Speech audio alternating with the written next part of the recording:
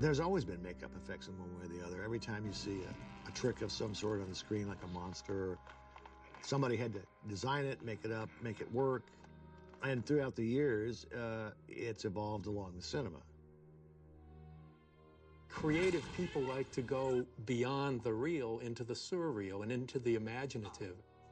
When you go beyond the real world and show an audience something beyond what they can imagine, that's a pretty exciting and fantastic thing.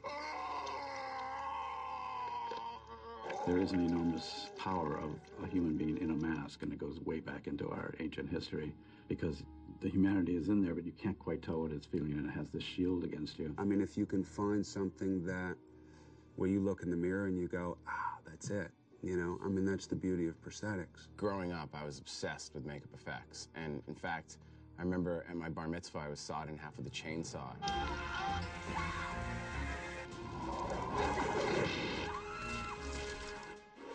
Like this. Strike terror, Lord.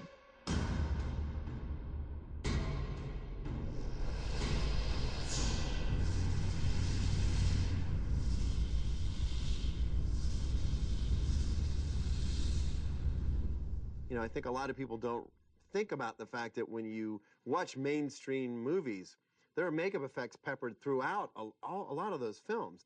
You have something as simple as out-of-the-kit makeups. You have prosthetics that can either age someone, make them fat, make them look like a creature. Then you also get into a whole other aspect, which is fake bodies, animatronics, puppetry, fake animals. A fake beagle from Underdog. We've done everything from bodies being electrocuted in the Green Mile to a fat suit on Mike Myers for Austin Powers. So every single film offers a different challenge and a new challenge.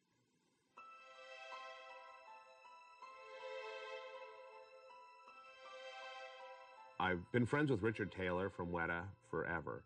And when they were doing Lord of the Rings, I'd go and visit.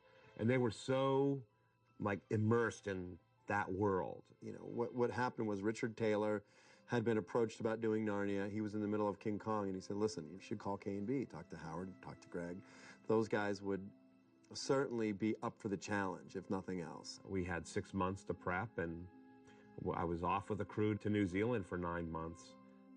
Narnia, we were responsible for building an army, actually 2 armies, of warring creatures. And I'll tell you, I've worked on a lot of big projects in the 25 years I've done this, and nothing has been as big as Narnia. Nothing. You deal with a movie like Chronicles of Narnia, and there's 100 people in fawn makeup, centaur makeup, satyr makeup. It was such a daunting, overwhelming task. The genius of great makeup, obviously, is you can't really tell. I mean, my wife would come to set and, like, get really close to me and stare at it like she had never, like she was looking at me for the first time, because you don't know where it stops and where I start. You really start to enter that Narnian world, that fantasy world, when you start putting on this armor and this makeup. We had cast James really late in the game, which was making me nervous. I needed X amount of time to get James's makeup and designed out and all. And so I was terrified. Like, I was losing sleep up until that point. It was the very first thing we shot was Mr. Tumnus for us.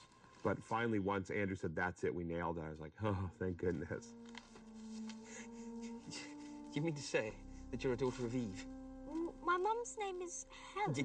Yes, but you are, in fact, human. You know, you shoot for 9 months, it's sort of more commonplace to see somebody in makeup than see somebody not in makeup. But it is funny being in the middle of a field in the Czech Republic with all these guys with, like, centaur hoods on, and they lift it up and they start smoking, and it's very Fellini-esque. I have 3 kids, and they love the books, and they were just excited the fact that I got called in to do this. That was really cool, because up until this point, there's nothing they could see that I've worked on at all, which is kind of sad when you're proud of the work you're doing, but you really can't. Sorry, guys, you can't go see Hostel. The animals in Narnia just captured my heart, you know, and for that to transcend that bridge of reality for us so that we can relate to it on a heart level as another entity is, I think, amazing. From that, of course, nominations for the BAFTAs and for the Oscars and where all that led, it just was the best experience I could ever wish for.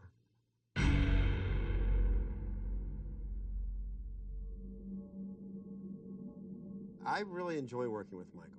He's great visionary, and I think that he's a demanding director, as every other director that I've ever worked with is. They want the best. The challenge with Michael Bay is that he likes to see as much stuff real in front of the camera as humanly possible. We actually made, I think, about 160 bodies on that movie all told, from the room where there were all the bodies getting educated with all the different TV screens, and then there was the pod room where we had 40 different bodies in different stages of development.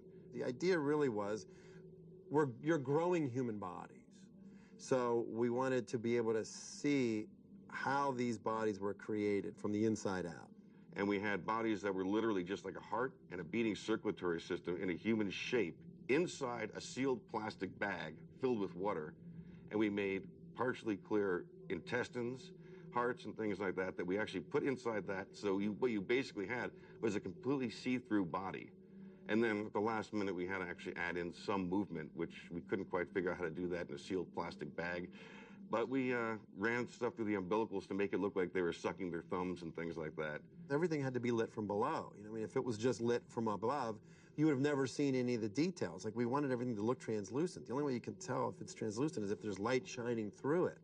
So we had these plastic bins with lights in them, and then we'd sit the bodies on them, and then we'd have to fill the plastic containers with water. So basically we're submerging them, and then we'd bleed all the air out and then screw the caps on, and with a tube suck the rest of the air out so that we didn't have bubbles in them. It was like giant breast implants with bodies inside them. Transformers. What our assignment was on that was to come up with the Frenzy puppet, which had 6 different names before we started doing it because the script was top secret half the time. And we had to figure out a way how to make this computer-designed puppet that when you design stuff in a computer, it's not really taking into account a lot of things for the real world. So there were parts that would fold in on itself that would just disappear in the design and in the animatics that we had to actually make function in real life. So we started talking about it, and I said, well, you know what? If this is a big CGI movie anyway, we could get a lot more life out of this puppet if we made it a rod puppet. So basically, you're taking rods out of the corners of the elbows, out of the back of the head, so that you have puppeteers in the shot that can actually get more dramatic movement and a larger range of movement. So when we got on set, Michael saw that. He instantly was like, wow, I can use this for a lot more shots, and I can shoot this, and I can shoot that, and I can do a lot more with it. And it gave him a tool. We had a remote control, cable-operated Frenzy puppet, and they used it a lot in the film, and it's actually cut directly from CG shots to our puppet in there. Really, ultimately, our job is you got to provide the director with as many tools as you can. You know, the director's the painter, and you got to give him the paint and the brush, and then maybe if you got a palette knife, maybe if you have this, and all of a sudden, if you're giving the director more tools for him to do a better job, then he can paint a better picture.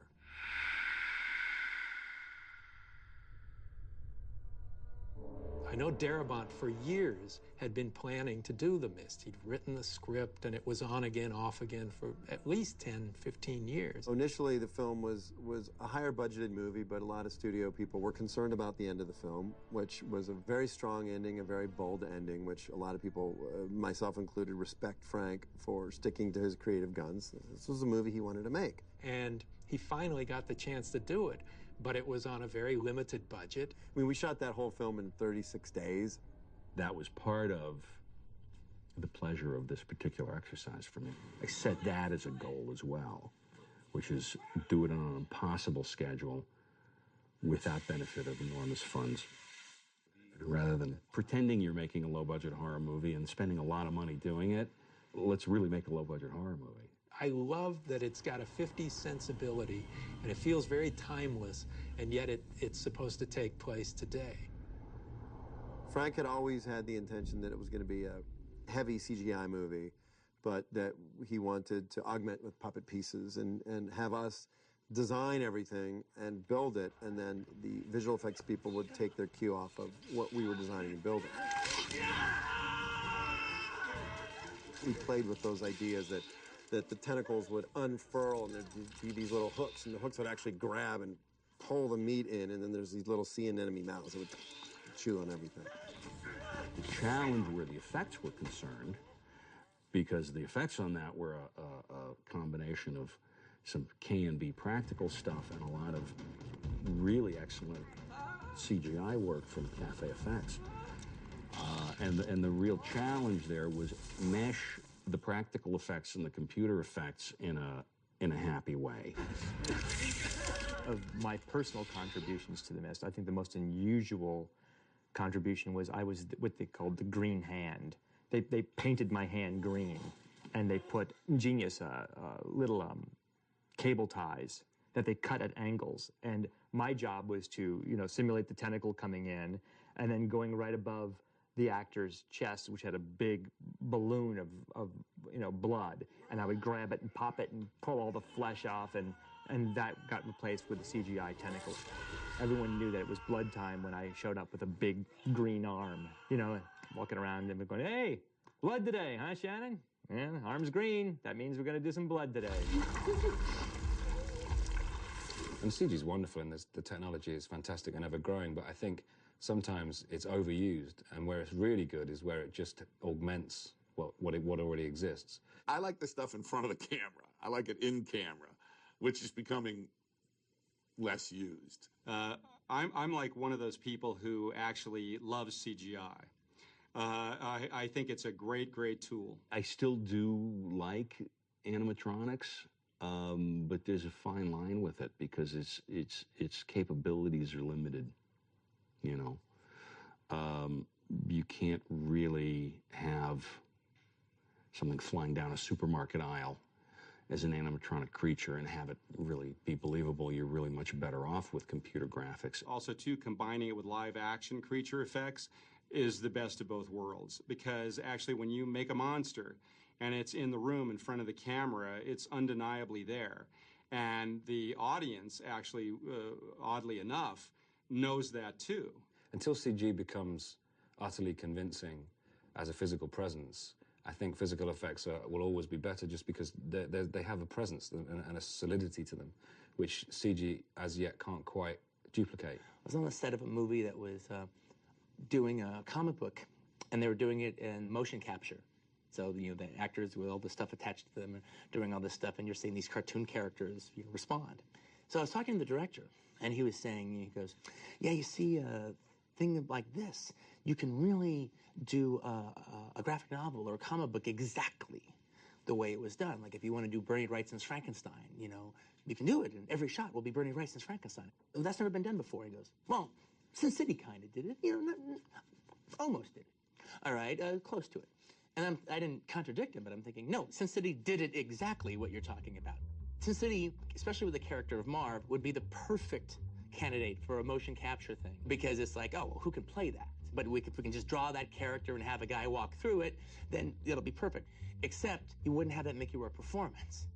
So Robert didn't do that. He actually cast an actor and turned him into Marv, and Mickey Rourke was great. And it's why everyone remembers Sin City. As great as it is, it's Mickey Rourke's phenomenal performance that is the thing that just blew us out of our socks. I was just grazed. You got any beers around this place? I remember when I was reading the book again, I just worked with Mickey, and I read the book to see, who could play Marv, and I was looking at it again, going, oh my God, I know who this person is. Mickey is Marv, but I needed to make him look more like the comic and get more of the iconic features. The first thing that was put down was, okay, we don't want him wearing too much stuff because he's got such a great face and such a great voice. So let's try just some minimal stuff. So we did a couple little pieces, just bridge of the nose things, and we did a test, and Mickey was here, and Robert comes up, and all of a sudden, Frank Miller walks in behind him. And they're looking at it, and I said, well, hey, man, here's the wig, and there's the dentures, and, we kept it kind of subtle because we didn't want to go too crazy. So the first shot we did on, it just looked too baby smooth. I was like, even when Mickey